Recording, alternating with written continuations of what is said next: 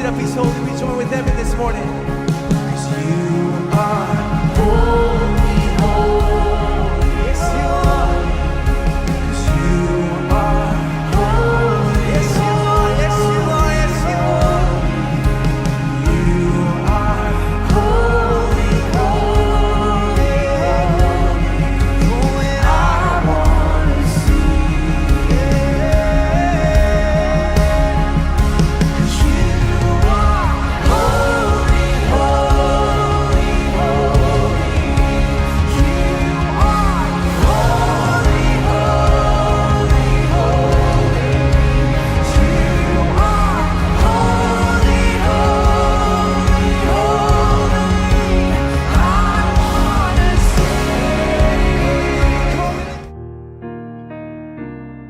오늘 우리에게 주신 하나님의 말씀은 요한복음 4장 9절에서 11절 말씀입니다. 사마리아 여자가 이르되 당신은 유대인으로서 어찌하여 사마리아 여자인 나에게 물을 달라 하나이까 하니 이는 유대인이 사마리아인과 상종하지 아니함이러라. 예수께서 대답하여 이르시되 내가 만일 하나님의 선물과 또 내게 물 좀 달라 하는 이가 누구인 줄 알았더라면 내가 그에게 구하였을 것이요 그가 생수를 내게 주었으리라. 여자가 이르되 주여 물기를 그릇도 없고 이 오물은 깊은데 어디서 당신이 그 생수를 얻겠사옵나이까. 오늘 이 말씀에 많은 은혜 받으시기 바랍니다. 할렐루야. 저는 사랑스러운 드림트리 유치부를 담당하고 있는 박종찬 목사입니다. 이번 여름 성경학교를 준비하면서 사랑하는 우리 아이들이 예수님과 함께 믿음으로 살아가기 원하는 마음으로 기도하고 기대하며 준비하고 있습니다. 여름 성경학교를 준비하는 중에 2025년도 상반기 3D 애니메이션 킹 오브 킹스가 개봉된다는 소식을 듣게 되었습니다. 이번 주 목요일 날에 목회자님들과 함께 시사회를 가는데요. 사실 너무나도 기대가 됩니다. 그 이유는 이 애니메이션의 원작 소설의 내용을 알고 있기 때문에 그렇습니다. 이 이야기는 특별히 영국의 소설가 찰스 디킨스의 유작 우리 주님의 생애를 원작으로 만들어졌는데요. 이 원작의 책 내용을 보면 처음에 이렇게 시작합니다. 사랑하는 아이들아, 너희들이 예수 그리스도의 역사에 대해 조금이나마 알았으면 좋겠구나. 찰스 디킨스에게는 사랑하는 자녀들이 예수님을 마음에 품고 믿음으로 살아가길 원하는 간절한 마음이 있었습니다. 그리고 그 마음을 담아 소설을 쓰게 되었고 이 소설은 자녀들에게 믿음의 유산으로 남겨지게 되었습니다. 이번 여름 성경학교를 기도로 준비하는 우리들에게 이런 사랑하는 마음, 자녀를 향하여 하나님을 믿는 믿음으로 살아가길 원하는 간절한 마음이 있기를 간절히 소망합니다. 이번 여름 성경학교의 주제는요, 믿음으로 살아요입니다. 우리 아이들이 믿음으로 살아가기 위해서 어떻게 해야 할까요? 여름 성경학교 주제 말씀은 히브리서 11장 6절 말씀인데요. 우리 한 목소리로 읽어볼까요? 믿음이 없이는 하나님을 기쁘시게 하지 못하나니 하나님께 나아가는 자는 반드시 그가 계신 것과 또한 그가 자기를 찾는 자들에게 상 주시는 이심을 믿어야 할지니라. 아멘. 하나님이 기뻐하시는 믿음에 대해서 두 가지로 말하고 있습니다. 살아계신 하나님을 믿는 것, 상 주시는 하나님을 믿는 것. 먼저 우리 아이들이 하나님께서 기뻐하시는 믿음으로 살아가기 위해서는 지금도 살아계셔서 우리와 함께 하시는 하나님을 믿어야 한다는 것입니다.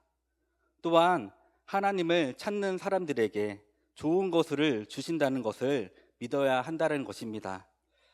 이러한 믿음이 있을 때 우리 아이들이 세상의 것이 아닌 하늘의 것을 담은 보배로운 그릇이 될 수 있을 줄 믿습니다. 우리의 보배가 되시는 예수님을 마음에 담은 존귀한 그릇으로 살아가는 믿음의 어린이 다 되길 간절히 소망합니다. 이를 위해 먼저 6월부터 하나님의 말씀을 믿어요라는 큰 주제로 말씀을 전하고 있는데요. 우리 드림트리 유치부 설교는요, 쉽고 간단하고 반복적으로 아이들에게 말씀에 대해서 이해할 수 있도록 전하고 있습니다. 대부분 이야기 형식으로 전하고 있는데요. 특별히 일방적인 지식을 전달하는 것이 아닌 아이들과 서로 교통하고 교감하는 방식으로 설교를 합니다. 이번 주에 하나님께서 믿음의 사람들과 함께 하셔서 도와주신다는 내용을 전달하였습니다. 설교 중에 한 아이가 갑자기 이렇게 질문을 하는 거예요. 하나님은 우리 눈에 보이지 않는데 어떻게 믿어요? 그때 맨 앞자리에 있는 다른 아이가 이렇게 대답했습니다. 7세의 태열이의 대답이었는데요. 하나님은 우리 마음 안에 있어. 그랬더니 옆에 있는 동생 서아가 이렇게 대답하였습니다. 하나님은 하늘에도 계시는데요? 맞습니다. 하나님은 우리 마음에도 있고 하늘에서도 불꽃 같은 눈으로 우리를 지켜보고 계십니다. 어쩌면 순수하고 깨끗한 우리 아이들의 믿음이 어른보다 더 좋을 수 있겠다는 생각이 들었습니다. 우리 아이들은요, 보고 듣고 배우고 그리고 순수하게 의심 없이 모든 것을 받아들입니다. 이런 믿음이 있을 때 더욱더 큰 믿음의 사람으로 자라나는 우리 유치부 아이들이 될 줄 믿습니다. 그래서 이번 여름 성경학교 일정은 믿음으로 살아가는 어린이가 되기 위한 목적을 가지고 프로그램을 진행합니다. 비록 1박 2일의 짧은 일정이지만 하나님의 말씀을 중심으로 다양한 예배의 시간을 갖습니다. 첫 번째 예배 시간은 믿음으로 보아요입니다. 말씀을 통해 우리 아이들이 갈렙과 여호수아처럼 믿음의 눈으로 보이지 않는 하나님을 바라보는 어린이가 되도록 말씀을 전합니다. 그리고 믿음의 망원경을 만들고 믿음의 눈으로 하나님을 바라볼 수 있도록 그렇게 진행합니다. 두 번째 예배는요, 믿음의 걸음마입니다. 특별히 아이들이 직접 말씀을 체험하고 경험하는 시간을 갖습니다. 성경책을 언약궤 가방에 넣어서 메고 물이 차오른 요단강을 건너 장애물을 통과하는 시간입니다. 우리 아이들이 걸음마를 하듯이 말씀을 메고 믿음으로 첫걸음을 걸었을 때 높이 차올랐던 물이 멈추고 모든 어려운 장애물을 쉽게 통과할 수 있는 경험을 하도록 합니다. 세 번째 예배는 믿음으로 받아요입니다. 이 예배는 재미있는 인형극 형식으로 예배를 드려집니다. 이스라엘 백성들이 여리고 성 앞에서 담대하게 말씀을 믿고 성을 돌았을 때 하나님께서 약속하신 좋은 땅을 받게 되었다는 것을 전합니다. 그리고 믿음으로 십자가를 받아 예수님의 사랑을 마음을 담는 시간을 갖습니다. 마지막으로 네 번째 예배는 우리 부모님과 함께하는 하나님을 폭삭 믿었수라는 시간을 갖습니다. 우리가 잘 알고 있는 드라마 폭삭 속았수다를 패러디하였는데요. 폭삭 속았수다는 말을 풀이하면 매우 수고했습니다라는 뜻을 가지고 있습니다. 믿음의 가정 안에서 자라난 우리 아이들이 이후에 다 자라나서 믿음의 선한 싸움을 싸우고 달려갈 길을 끝까지 믿음으로 걸었던 부모님을 바라보며 우리 부모님은 하나님을 매우 잘 믿었습니다 라고 고백하는 자녀가 될 수 있도록 부모님과 함께 결단하고 함께 기도하는 시간을 갖습니다. 마지막으로 믿음의 프로그램입니다. 첫 번째 믿음의 프로그램은 우리 아이들이 너무나도 좋아하는 믿음의 물놀이입니다. 이동 옆에 워터 슬라이딩과 부모님과 함께 쉴 수 있는 간식 부스를 함께 설치하고요. 아이들과 물놀이를 통해서 재미뿐만이 아니라 30분에 한 번씩 4가지 믿음의 활동을 진행하려고 합니다. 그리고 믿음의 프로그램 두 번째, 부모님과 함께 믿음의 여행을 떠나는 시간을 갖습니다. 믿음의 지도를 가지고 4가지 지역을 탐험합니다. 사랑 지역, 기쁨 지역, 믿음 지역, 그리고 지혜의 지역을 통과해 부모님과 함께 믿음의 시간을 갖는 믿음의 여행을 떠나고자 합니다. 우리 아이들이 믿음으로 살아가는 어린이가 되기 위해서는 주님의 말씀을 꾸준히 마음에 담아야 될 줄 믿습니다. 3살 버릇 여든까지 간다라는 말이 있습니다. 지금 우리 아이들이 배우고 경험하며 반복적으로 하는 습관이 하나님을 믿는 거룩한 습관이 되어져야 합니다. 가장 어린 나이에 주님을 만나 믿음으로 거듭나는 경험이 기초가 되고 시작점이 되어야 될 줄 믿습니다. 가장 어린 나이에 얻은 믿음이 일평생 끝까지 이어질 수 있도록 합심하여 이 시간 함께 기도해 주시길 원합니다. 20세기 후반에 미국 신학에 또 그리스도인들 서구 기독교에 그리스도교에 큰 영향을 미친 신학자가 폴 틸리히라는 학자입니다. 폴 틸리히는 보스턴을 중심으로 한 신학계 하버드에서 오랫동안 가르쳤고요. 폴 틸리히가 전공한 분야를 20세기 후반에는 조직신학이라고 이렇게 불렀습니다. 지금은 저희들이 신학의 분류를 그렇게 하지 않는데 제가 신학을 처음 공부할 때 또 미국에 유학할 때까지 폴 틸리의 영향력이 굉장히 컸습니다. 전 틸리가 남긴 많은 일종의 현대인들에게 주는 성경의 교훈과 기독교의 역사의 교훈들을 현대의 언어로 바꾸는 것이 결국 학자의 역할인데 폴 틸리는 이런 여러 가지 말들을 남겼는데요. 저는 특별히 신앙의 핵심에 대해서 남긴 말 중에 이 말이 중요하다고 생각합니다. 고대의 사람들에게는 있어서는 죽음의 문제가 가장 심각했고 중세의 사람들에게는 죄의 문제가 가장 심각했고 지금 폴 틸리가 활동했던 20세기 후반 1980년대를 중심으로 20세기 후반에 가장 현대인들에게 중요한 것은 의미의 문제이다라는 지적입니다. 이것은 틸리가 활동했던 시대가 세계 2차 대전, 1차 대전과 2차 대전의 시간을 거치고 전쟁의 참혹한 폐허에서 그들이 젊은 날과 중년과 노년을 보내면서 인간이 가지고 있는 죄의 문제, 또 강대국으로 우리가 지칭할 수 있는 일종의 하나의 제국을 이루었을 때 힘 있는 제국, 힘 있는 국가, 힘 있는 권력, 힘 있는 사람이 어떤 폐해를 인류에게 줄 수 있는가 하는 것이 유럽에 있던 그리스도인들이나 또 미국에 있던 그리스도인들에게 심각하게 다가온 문제입니다.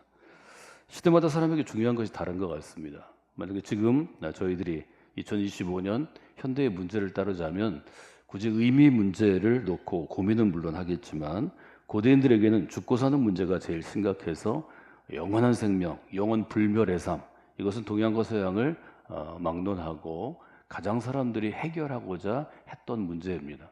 중세인들에게는 죄의 문제가 가장 심각했다. 이것은 동양과 서양이 좀 다른 문제입니다. 서구 기독교, 우리가 지금 구교라고 불리우는 캐톨릭 아래에서 일종의 캐톨릭의 지배를 받았던 중세인들에게는 죄의 문제가 제일 심각한 문제였고 죄의 굴레를 벗어버리기 위해서는 어떤 대가도 치르고자 하는 그런 준비가 되어 있었습니다. 이것이 종교개혁을 가능하게 했던 일종의 면죄부, 좀 더 정확하게 번역하면 면벌부 사건의 일종의 시초가 됐고 교황청이 자기들의 권력을 누리기 위해 혹은 자기들이 어떤 목적을 위해서 신앙을 좀 오용할 수 있었던 그런 토대가 되어 있습니다.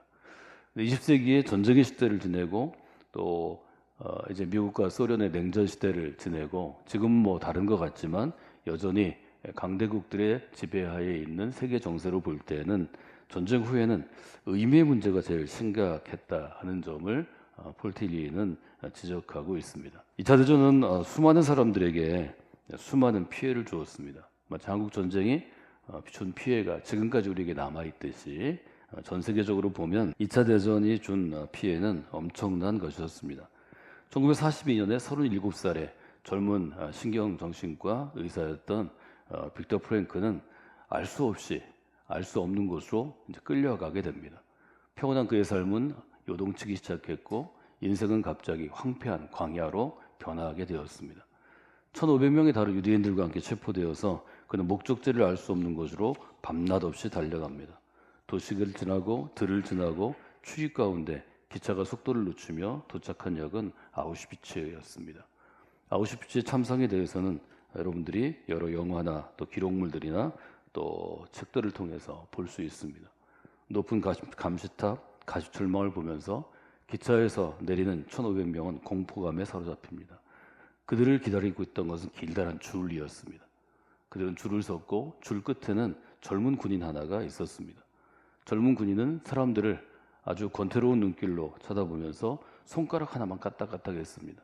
왼쪽, 오른쪽. 그러면 다른 군인들이 이 사람들을 왼쪽, 오른쪽으로 끌고 가는 시스템이었습니다. 그날 저녁에 프랭클은 수용소에 들어가서 그 옆에 자기보다 좀 더 오래전에 도착해 있던 사람에게 묻습니다. 왼쪽으로 보내진 사람들은 어디가 있습니까? 그때 그 수용소에 있던 사람이 프랭클에게 한마디도 하지 않고 손가락을 가르쳐서 창 바깥으로 보이는 커다란 굴뚝을 가리킵니다. 프랭클과 함께 도착한 1,500명 중에 1,300명쯤 되는 인물들이 이미 정오가 되기 전에, 아침에 도착했는데 정오가 되기 전에 그 굴뚝의 연기로 사라진 것입니다. 포로들은 모든 소지품을 압수당하고 발가벗긴 채로 그렇게 분류가 됩니다. 갖고 있던 모든 것, 특별히 독일군들이 보석이나 또 귀금속들을 먼저 찾아냈지만 그 외에 개인에게 의미 있던 어떤 옷이라든지 인형이라든지 모든 것들을 다 압수합니다. 프랭클은 그때 그 도망가는 와중 또 쫓겨가는 와중 체포되는 와중에도 그의 품에 첫 번째 저서로 출간한 원고 뭉치를 가지고 있었습니다. 37살의 젊은 신경과 의사에게는 그가 자기의 평생을 바쳐서 연구한 결과가 거기에 있었습니다. 그때까지만 해도 이 37살의 의사는 이 원고 뭉치가 자기의 생명이라고 생각했습니다. 그래서 목숨을 걸고라도 이 연구를 지켜내려는 사명감에 불타오릅니다. 모든 인생이 그런 것 같습니다. 이 사람은 이제 자기가 연구하는 의사였기 때문에 자기가 연구했던 정신과학의 어떤 분야에 자기가 발견한 것이 자기 인생의 제일 중요한 것이라고 생각했을 것입니다. 수용소에 도착한 첫날 밤에 그는 이 원고가 얼마나 중요한지를 자기 옆에 있는 나이든 수용 당한 사람에게, 자기 말을 받아주는 사람에게 낮은 소리로 계속 설명합니다. 근데 이 사람이 안 들어요. 듣지를 않고 얘기하는 중간중간에 굉장히 조롱하는 웃음도 보이고 또 욕도 합니다.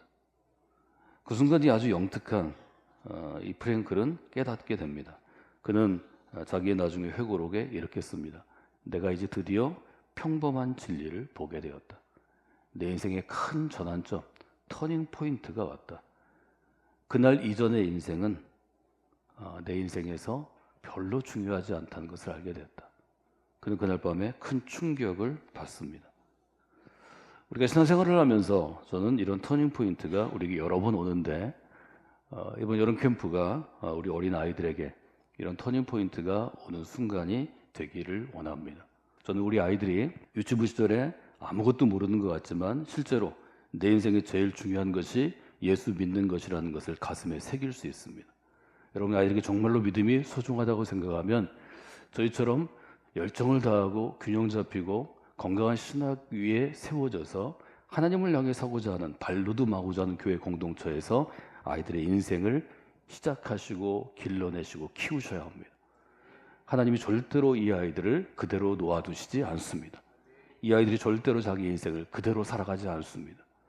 언젠가는 하나님의 뜻을 구하게 되고 하나님의 은혜를 구하게 되고 하나님이 내게 주신 인생을 낭비하지 않기 위해서 최선을 다하는 그리스도인으로 자라나게 될 것입니다. 여러분, 내게는 어떤 의미가 있습니까? 이 젊은 정신과 의사에게는 자기가 병원 의사가 돼서 임상을 한 환자들의 임상 기록이 의미가 있었던 것을 보게 됩니다. 그는 그 며칠간 또 3년간의 수용소 생활을 통해서 내게 의미 있는 것이 무엇인가를 붙잡고 씨름합니다. 신앙은 어떤 것인가요? 내 인생에 어떤 의미가 있는지를 붙잡고 씨름하는 것입니다. 그 의미가 하나님께로부터 오고 하나님의 은혜 안에 있고 나의 믿음 생활 안에 있다고 결론을 내리면 그때 진짜 그리스도로서의 여정이 시작되는 것입니다. 우리 아이들이 아주 어린 시절에 충분히 이런 일들을 경험할 수 있습니다. 유치부 때부터 그렇게 길러난 아이들이 10대가 되면 하나님이 그의 삶을 붙잡아서 하나님의 삶으로 만드시는 과정이 주어집니다. 빠른 아이들은 10대 초반에, 저는 13살 때 저의 평생을 하나님께 드리기로 다시 재결단했습니다. 중학교 때였습니다. 김동길 선생의 집회에서, 김옥길 총장의 집회에서 저는 제 인생을 하나님의 것이라고 분명하게 선언하고 저희 부모님께도 선언했습니다. 제 친구들에게도 선언했습니다. 그것은 물론 제가 감리교회 목사로 사는 것, 꼭 목회자가 되는 것은 아니었지만 제가 어떤 직업을 갖든지 어떤 상황에 있든지 어떤 인생에 있든지 제 인생 전체를 하나님이 쓰시도록 저는 하나님의 것입니다. 분명하게 고백할 수 있었습니다. 10대 중반에도 그런 일이 많이 옵니다.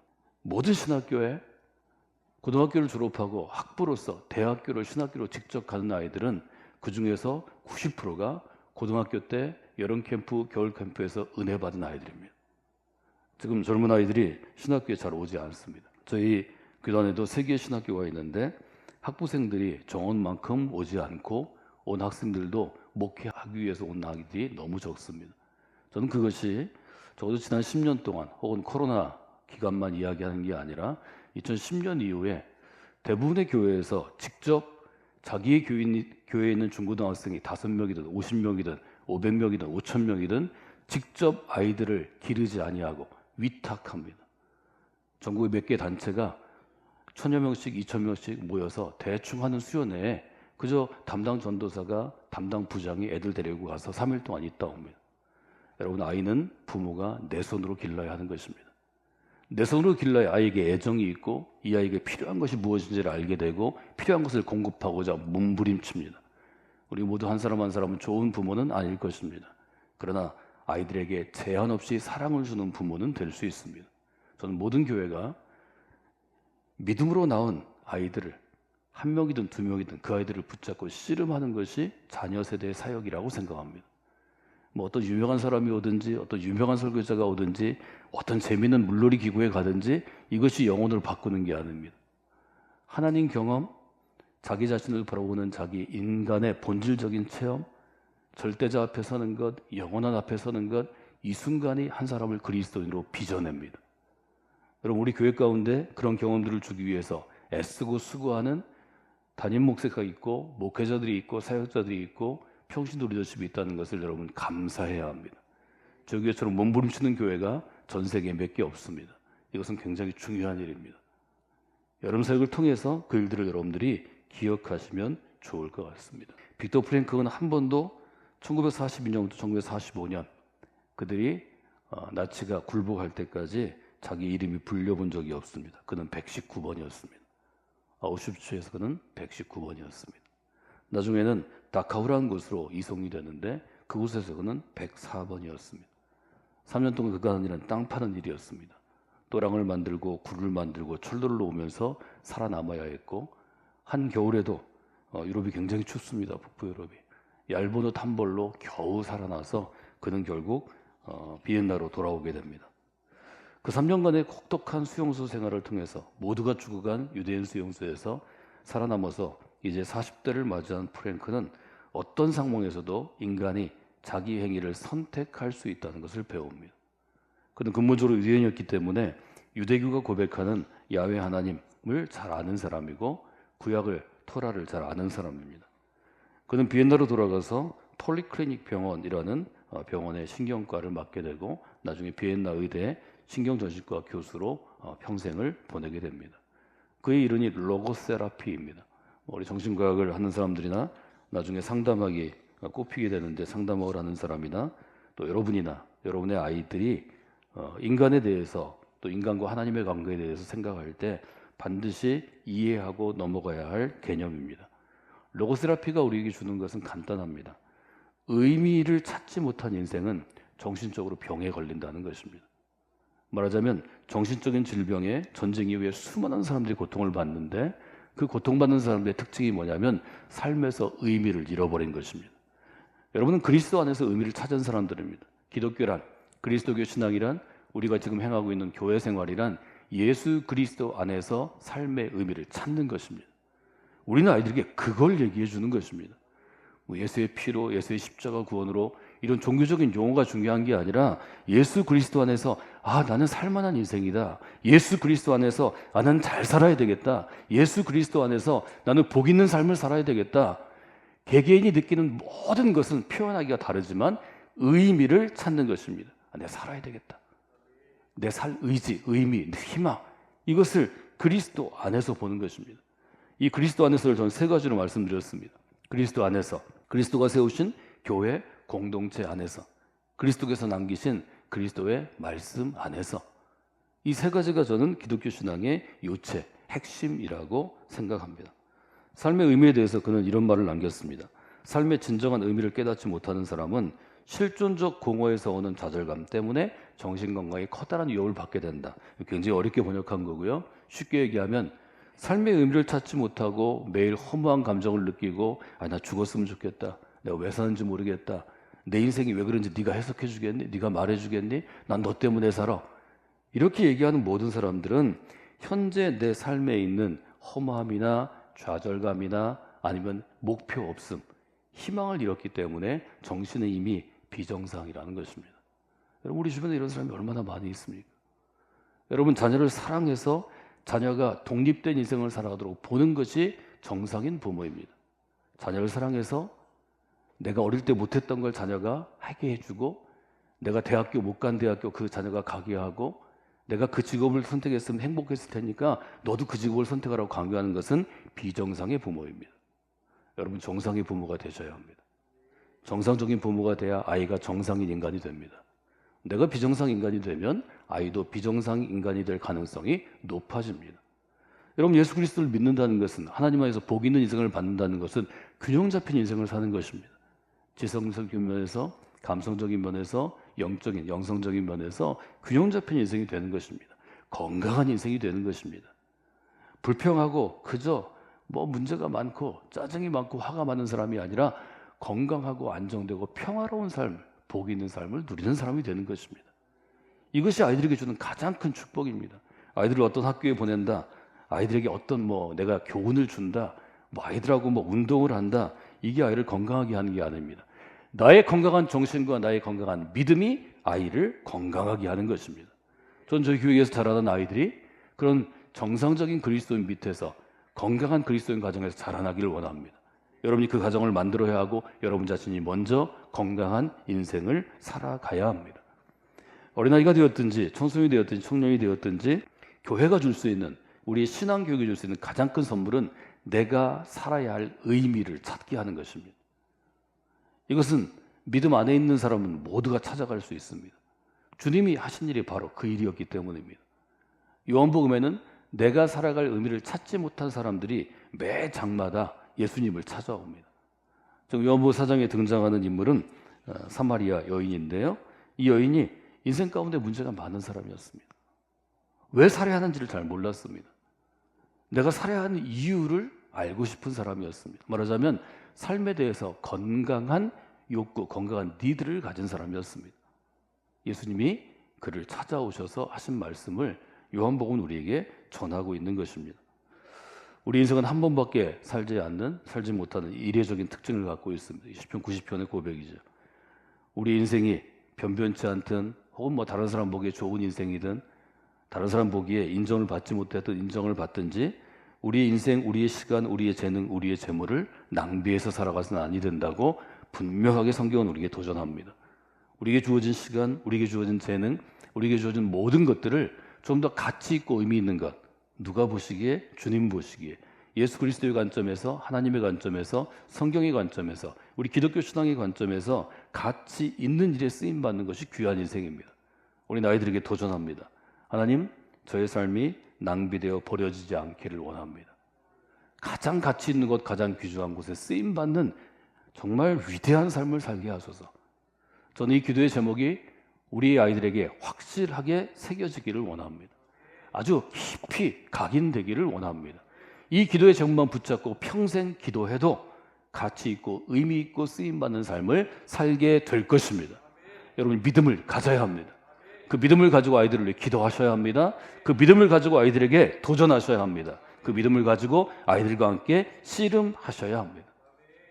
이 여인은 예수님에게 지금 뭘 물어보고 있습니까? 이 여인이 물어보는 것은 아주 근본적인 문제입니다.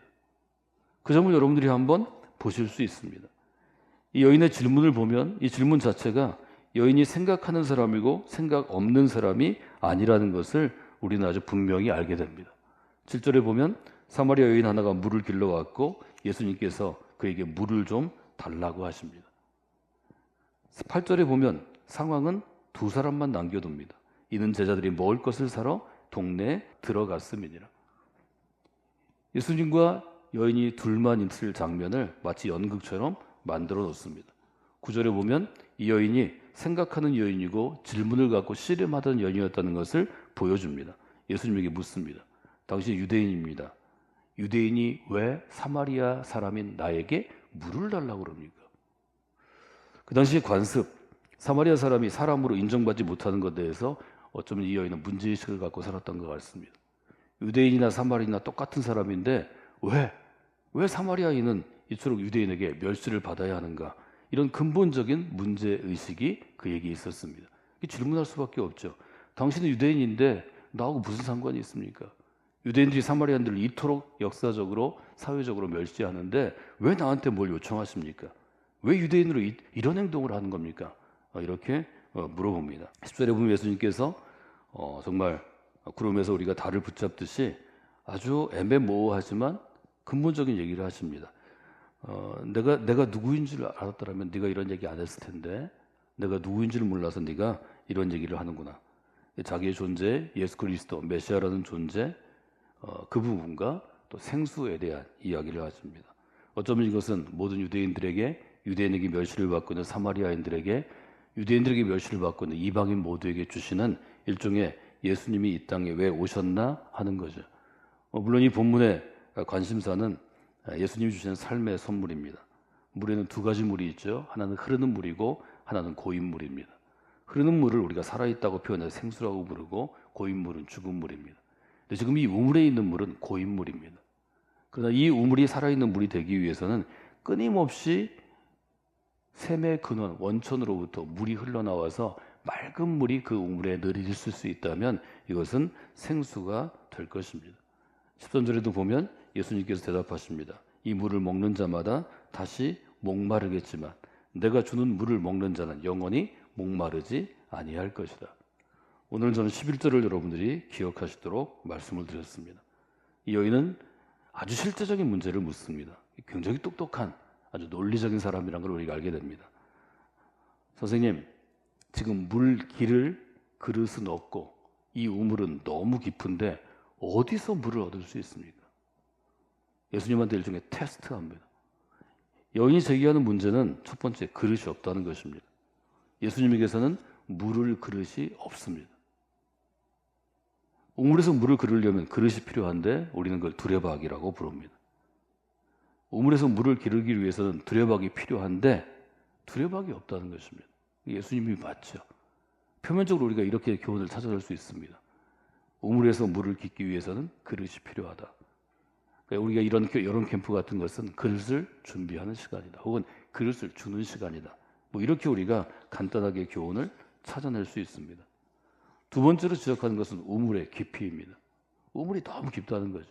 두레박이 있어도 여러분이 우물에서 두레박으로 물을 퍼보신 분은 줄이 짧으면 우물이 깊을 때는 물을 얻을 수 없습니다. 우물이 정말 깊다면 줄이 길어야 합니다. 그래서 깊은 우물에서 물을 길어내려면 줄이 충분히 길어야 그래야 물을 얻을 수 있습니다.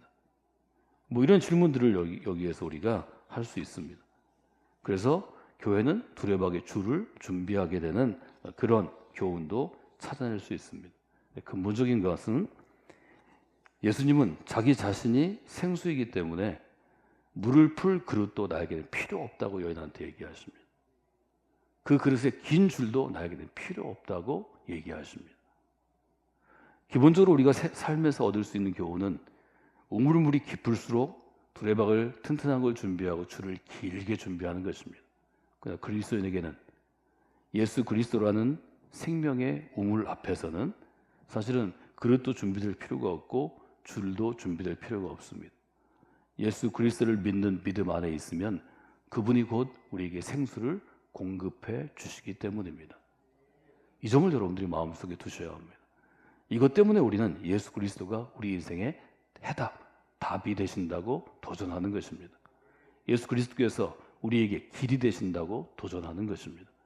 여러분, 이 주부와 같이 아주 어린 아이들도 우리가 이 도전을 할 때 이 아이들이 머릿속으로 지성으로 그것을 받아들이지 못하지만 저는 하나님이 믿음으로 영성으로 그것을 마음에 새기신다고 믿는 사람입니다. 저도 그런 사람 중에 하나입니다. 제가 어떻게 믿음을 가질 수 있었겠습니까? 제가 어떻게 어린 시절에 청소년 시절에 이것을 이해해서 예수님을 믿을 수 있었겠습니까? 하나님이 저는 믿음을 주셨다고 고백할 수밖에 없습니다. 지금은 제가 되짚어서 저의 어린 시절, 저의 청소년 시절, 젊은 시절, 중년의 시절을 보면서 설명하는 것뿐이지 제가 믿음을 갖게 된 연유에 대해서는 저는 설명할 수 없고 잘 이해할 수 없습니다. 그러나 하나님께서 우리를 하나님의 귀한 도구로 사용하셔서 하나님의 좋아한 길로 사용하셔서 아주 어린 아이들 3세부터 7세까지의 우리 유치부 아이들에게도 이 여름을 통하여 믿음을 주실 줄로 믿습니다. 여러분, 개인적으로는 예수 그리스도라는 혹은 신앙이라는 우물에서 우리가 좋은 그릇과 줄을 길게 준비한다라는 생각을 가지고 또 이 교육에 임해 주시면 좋을 것 같습니다.